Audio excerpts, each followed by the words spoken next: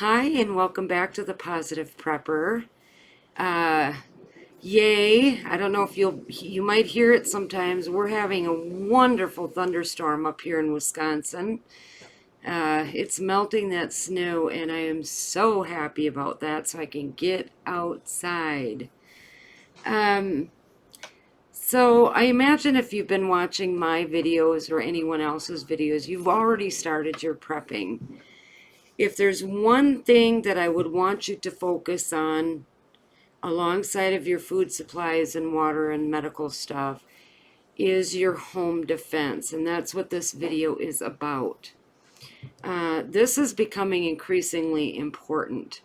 We are entering into a possible perfect storm, if you will, of events that could very well impact you. Before I get into this, though, I want you to always remember that prepping, it does entail a lot of gloom and doom and realistic ways in which current events are going to impact you or could impact you. It never means that we as preppers want this stuff to happen. We are always actually hoping that we're wrong, but I'd rather be prepared and wrong than not prepared and right. Okay? So you're probably all aware of the earthquakes in New Zealand and in Iceland, and Mount Etna in Italy is belching pretty good right now. And then we had that most recent volcano eruption in Venezuela. So in the first 65 days of 2021, we've had more earthquakes than ever in our history at all. So it's just kind of a thing that, it's unprecedented, the amount of earthquakes that have been happening. I think if I remember right, in Iceland, it was 20,000 earthquakes in a 2-week period. So essentially, over that period of time, their ground never stopped moving, right? And then also we have the La Nina weather pattern. There's a difference between El Nino and La Nina. And this La Nina pattern is setting up to have training hurricanes, but also major tornadoes again, like we had in Joplin, unfortunately. But it also, in a La Nina pattern, it shifts that tornado path north a little bit. So you're going to have a lot more people that are impacted by that, unfortunately. And then, of course, we have to look at the things going on in the Middle East. There could be a major war coming, if not a major world war. Right now, the countries involved are Syria, Iran, Iraq, Turkey, Saudi Arabia, Russia, China, Israel, and the United States. They're all involved right now in the storm that's brewing over there. And if you want more information about specifics about that, put that in the comments below, and I can certainly expand on that a little bit more. And then along with all of that, because, that's not enough, we're going to have a tsunami of evictions coming on April 1st. I don't know if you guys are aware of this or not, but the CDC is a current major landlord in the United States. So if you signed papers with your leaseholder and to stay off your rent payments, chances are that the CDC is actually the one that controls that lease right now, right? But all of that comes to an end on April 1st. I did not see an extension in the new stimulus package that was passed. So if you saw that, please leave that in the comments section below. But as it is right now, as of April 1st, we're going to see a tsunami of people getting evicted. It's estimated, I think the numbers are between 10 and 20 million people could be evicted in April. So where are these people going to go? Well, they're going to live in homeless camps. Some are going to move in with their friends, their families for a while. But I would venture to guess that most of those people are going to branch out into the more rural communities. Remember that we're not just talking about New York and California. This is going to be happening all across the country. Add these numbers to the amount of illegal immigrants that are coming across the southern border because Biden pulled back all of the Trump things that were in place, right? So we're going to have this whole swell of people coming from all over and the southern border. On top of that, we also have the possibility of vast food shortages because of events in the trucking industry and national disasters that are impacting livestock and crops. So this means, or could potentially mean, that millions, and that's with an M, of people will be desperate for food and housing. No matter where you live, you will most likely be impacted by one of these things I just talked about. So this is why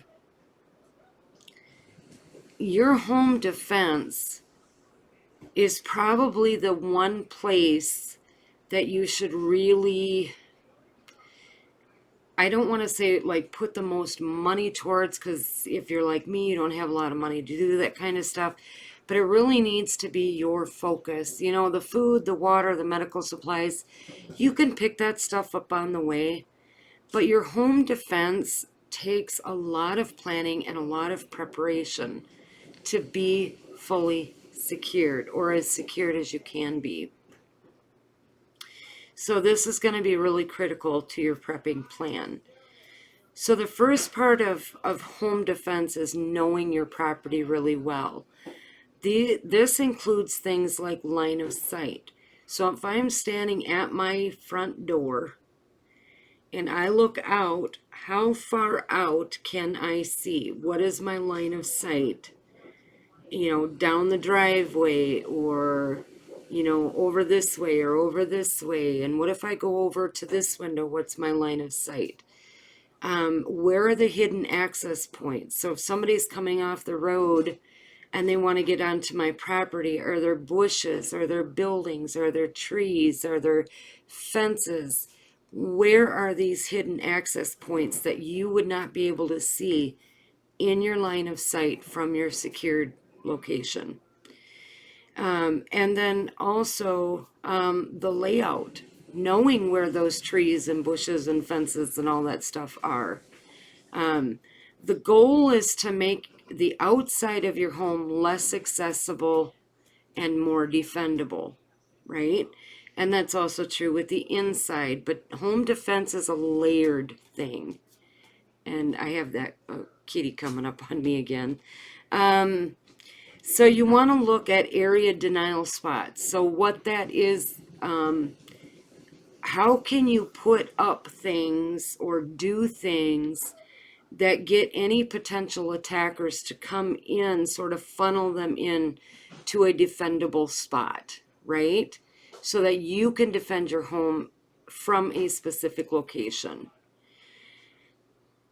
I want to make just a real quick note here that there's a super big difference. Well, it's not super big, but it is as far as life and death between cover and concealment. Okay, cover or concealment. Sorry, concealment. Concealment just hides you. So if I'm hiding under a bush or I'm hiding behind a fence, I'm concealed, right?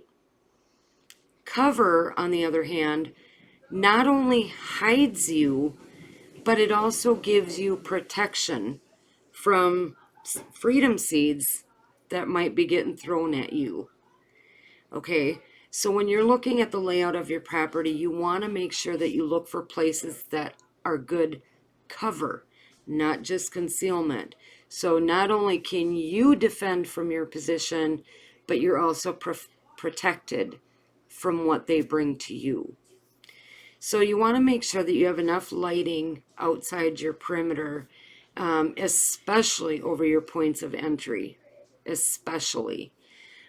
Shrubs and bushes can be used to hide would-be attackers, so make sure that those are either well lit or moved away from the house. Use things like layer wire, laser wire, wire alarms. These types of things just add that other layer of defense so that you know where your targets are coming from and where they're at. Close your blinds at night. Not only does this stop people from looking in and seeing what you have, but it also stops them from seeing the layout of your home and looking for those vulnerable spots. This is a really important piece, especially for home break-ins.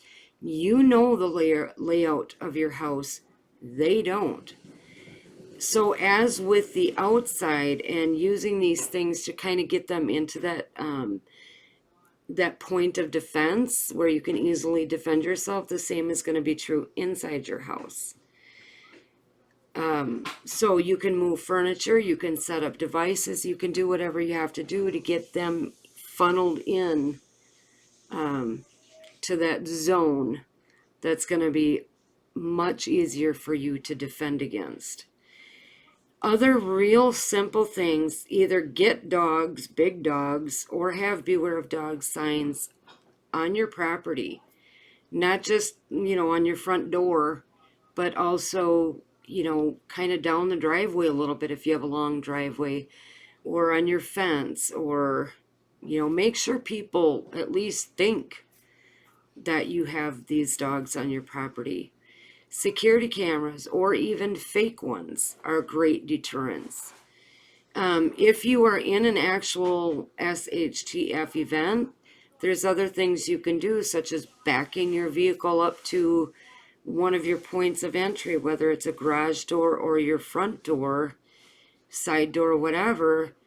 Put the emergency brake on and lock all your doors. Okay? That car locked with the emergency brake is going to be a lot harder for them to move, especially if there's not that many of them. Okay? So it's just going to make it harder for them to get into that door to access you. Shatter resistant film on your windows.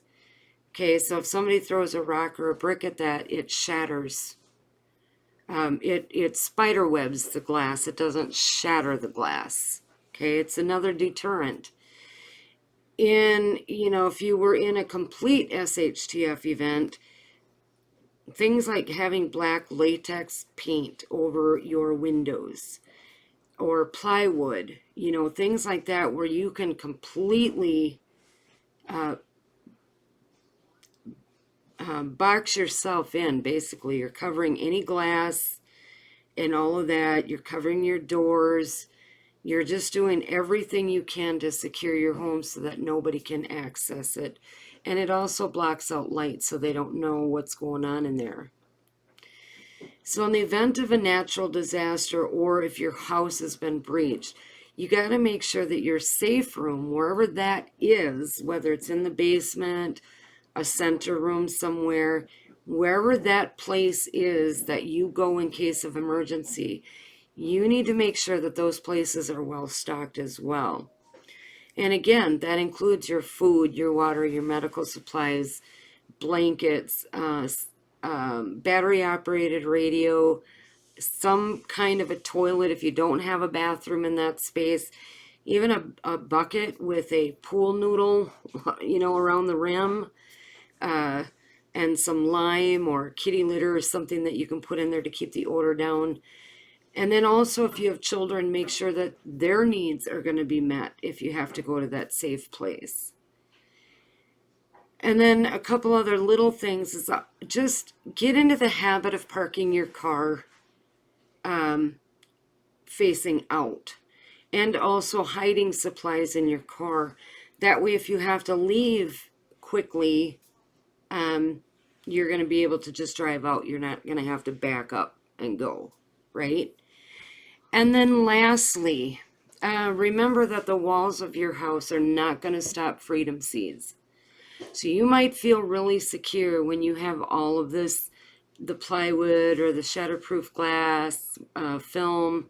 You know, you might be feeling really confident, but what you got to remember is those walls will not stop freedom seeds at all. So one thing that you can do, and this is just one thing, and if you go out and Google it or YouTube different, I'm sure you're going to come up with all kinds of different ways that you can adjust accordingly.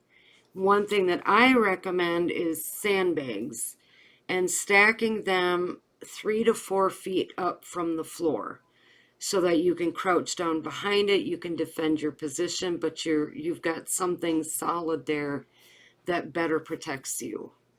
But again, you know, go look it up. I'm sure you're going to find other alternatives out there.